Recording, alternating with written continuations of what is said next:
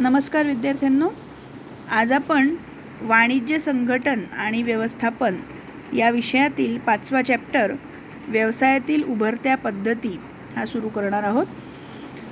यामध्ये आपल्याला उभरत्या पद्धती याचा अर्थ बघायचा आहे की आजकालच्या काळात ज्यामध्ये आपण अगदी सहजरित्या इंटरनेट वापरत असतो, तर या इंटरनेटचा उपयोग आपण आपल्या व्यवसायासाठी सुद्धा करू शकतो का, हे काही वर्षापूर्वी कदाचित कोणाच्या मनातही आलं नसेल.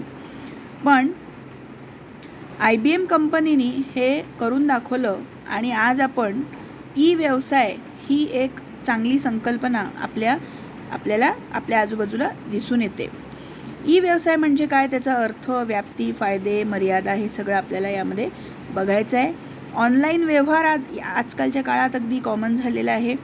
ऑनलाईन व्यवहार आपण करत असतो, ऑनलाईन पेमेंट करतो, ऑनलाईन पेमेंट ॲक्सेप्ट करतो. तर अशा पद्धतीच्या सगळ्या संकल्पना आपल्याला यामध्ये बघायच्या. तर सगळ्यात पहिले ई व्यवसाय म्हणजे काय त्याचं एक थोडंसं इंट्रोडक्शन घेऊया की 1997मध्ये IBMने प्रथमच ई व्यवसाय हा शब्द वापरण्यास सुरुवात केली. त्याआधी तो ई कॉमर्स म्हणून वापरला जायचा आहे. तर ई कॉमर्स आणि ई व्यवसाय हे दोन वेगवेगळे आहेत. आपल्याला असं वाटतं की ते दोन्ही सारखे आहेत, पण ते नाही. ई कॉमर्स म्हणजे फक्त जे आपण ग्राहक म्हणून एखाद्या व्यवसायाची जी म्हणजे व्यवसायातून आपल्याला जी खरेदी करायची आहे ती आपण इंटरनेटच्या माध्यमातून जर करत असेल तर त्याला ई कॉमर्स म्हणू. पण ई व्यवसाय म्हणजे यामध्ये सगळंच आलं, ज्यामध्ये इंटरनेटच्या माध्यमातून जनतेचा आणि प्रक्रियेचा संबंध जोडण्याचं काम हे ई व्यवसाय असतं.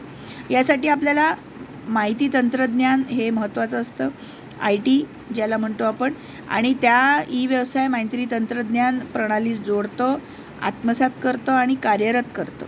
त्यामुळे संघटनेस व्यवसायाचा कार्यभार प्रभावीपणे सांभाळणे सोपी होते, कारण की आपण जास्त ग्राहकांपर्यंत किंवा जास्त आपल्या व्यवसायाला त्याचा स्कोप वाढवण्यासाठी, त्याची व्याप्ती वाढवण्यासाठी आपल्याला हे ई व्यवसाय हे प्लॅटफॉर्म मदत करत असतं. आता ई काय लावला आहे त्याला की इलेक्ट्रॉनिक व्यवसाय असा त्याचा अर्थ आहे. ई व्यवसाय म्हणजे इलेक्ट्रॉनिक व्यवसाय. तर इलेक्ट्रॉनिक व्यवसाय म्हणजे की ज्याच्यामध्ये आपण इंटरनेट, वेब इंट्रानेट्स, एक्स्ट्रानेट्स हे सगळे नेटचे वेगवेगळे प्रकार आपण त्याच्यामध्ये वापरत असतो. आता याचा अर्थ काय आहे की ई व्यवसाय म्हणजे इलेक्ट्रॉनिक व्यवसाय.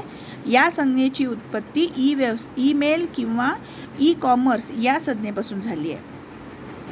यामध्ये वस्तू आणि सेवांची खरेदी व विक्री इंटरनेटच्या माध्यमाने तांत्रिक किंवा ग्राहकांचा पाठिंबा घेऊन केली जाते. आणि 90च्या दशकामध्ये हे IBM कंपनीने ही संज्ञा किंवा ही संकल्पना आपल्याला माहिती करून दिली.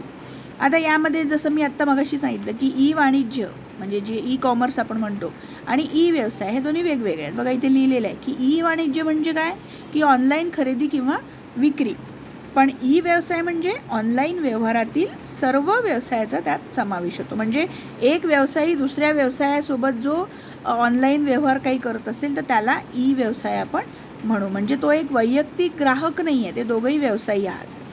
ठीक आहे.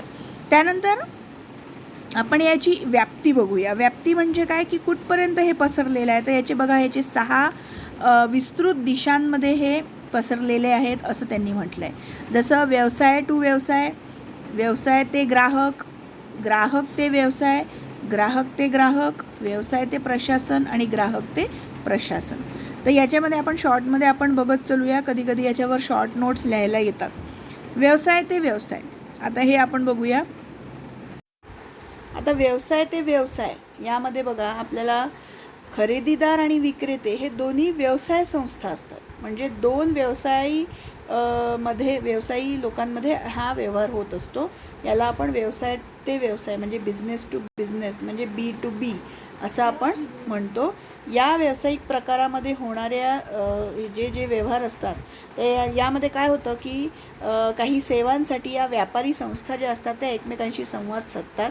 म्हणजे ज्यामध्ये त्यांना काही गोष्टींचा पुरवठा समजा समोरच्या व्यवसायाकडनं हवा असेल तर तो त्या सहाय्यभूत किंवा दुय्यम भागांचा पुरवठा आपल्या स्वतःच्या उत्पादनासाठी बाहेरची काही एखादी वस्तू त्यांना लागणार असेल, जसं उत्पादनासाठी लागलेले वेगवेगळे घटक आहेत तर त्याच्यातला एखादा घटक त्यांच्याकडे नाही आहे, तो ते दुसऱ्या व्यवसायाकडनं विकत मदत घेऊ शकतात. तर अशा प्रकारचे व्यवसाय जे आहे हे या व्यवसाय ते व्यवसाय या B2B यामध्ये होऊ शकतात. त्यानंतर आहे व्यवसाय ते ग्राहक. यामध्ये ग्राहक त्यांच्या गरजा ओळखतो आणि त्या गरजा भागवण्यासाठी उत्पादन किंवा सेवा शोधत असतो. ज्याच्यामध्ये जसं अगदी छान उदाहरण त्याचं आजकालच्या याच्यामध्ये जे आलेलं आहे ते फ्लिपकार्ट आहे. फ्लिपकार्टमधून आपण जे आपण जी वेबसाईट आहे ती सर्च करतो. आपल्याला काही वस्तू समजा जर आपल्याला ऑनलाईन घरापर्यंत वस्तू पोचवण्यासाठी जर आपल्याला हवे असतील तर ते आपण त्याच वेबसाईटवरून घेत असतो. व्यवसाय ते ग्राहकच्या अंतर्गत होणारे व्यवहार हे व्यवसाय संस्था आणि ग्राहक यांच्यामध्ये होत असतात. म्हणून आपण त्याला B2C म्हणजे बिझनेस टू कन्झ्युमर असं म्हणणार आहे. त्यानंतर आहे ग्राहक ते व्यवसाय.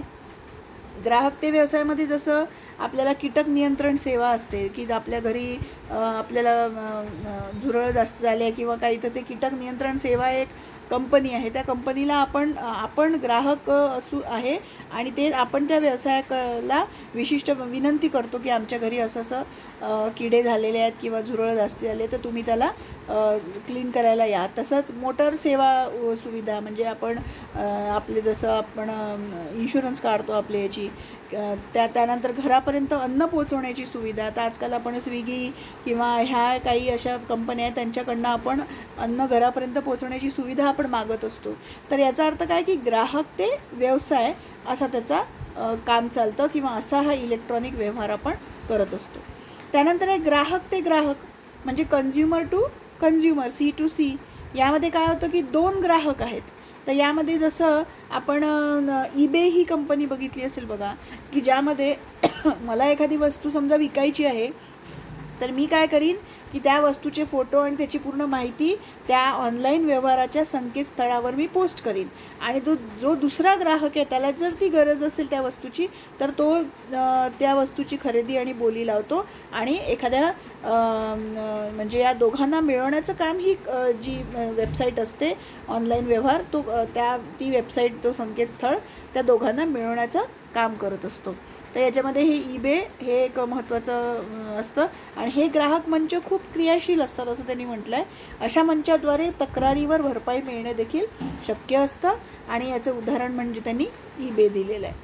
तसंच आता हे शेवटचे 2 आहेत व्यवसाय ते प्रशासन, बिझनेस टू ॲडमिनिस्ट्रेशन. म्हणजे यामध्ये व्यवसायी लोक जे आहेत ते प्रशासनाशी काही ऑनलाईन व्यवहार करतात. यामध्ये जसं त्यांनी दिलं आहे बघा कंपनीची नोंदणी करणे. तर याच्यामध्ये नोंदणीचे जे पैसे भरावे लागतात ते कंपनीची नोंदणी करताना डॉक्युमेंटेशन पूर्ण किंवा पैसे भरण्याचं काम हे सगळं व्यवसायीकडनं त्या प्रशासनाकडे जाणार. कर भरणे म्हणजे आपण टॅक्स वगैरे जे भरतो आपल्या व्यवसायासाठी, परवाने मिळवणे म्हणजे जे लायसन्स वगैरे आपण मिळवतो, तर हे सगळे व्यवहार आपण ऑनलाईन दोघांमध्ये होतात आहे व्यवसाय ते प्रशासन होतात आहे म्हणजे बिझनेस टू ॲडमिनिस्ट्रेशन B2A.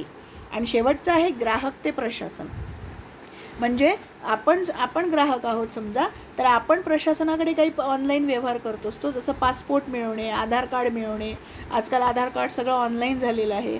तर हे सगळे डॉक्युमेंटेशन आपल्याला ऑनलाईन तिथे द्यावे लागतात आणि ऑनलाईनच आपल्याला सगळं मिळत असतं. तर याला आपण काय म्हणणार कन्झ्युमर टू ॲडमिनिस्ट्रेशन म्हणजे C2A.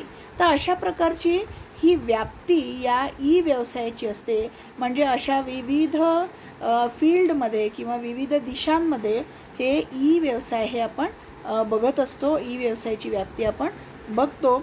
यामध्ये इलेक्ट्रॉनिक व्यवहार होतात. ते कोणत्या दोघांमध्ये होतात त्याच्याप्रमाणे ही व्याप्ती त्यांनी ठरवलेली आहे. तर अशा पद्धतीने ही थोडंसं तुम्ही वाचून घ्या आणि याच्या पुढचा जो टॉपिक आहे आपण पुढच्या व्हिडिओमध्ये बघूया. 5वा चॅप्टर आज आपण सुरू केलेला आहे तर तो तुम्ही वाचून घ्या थोडासा.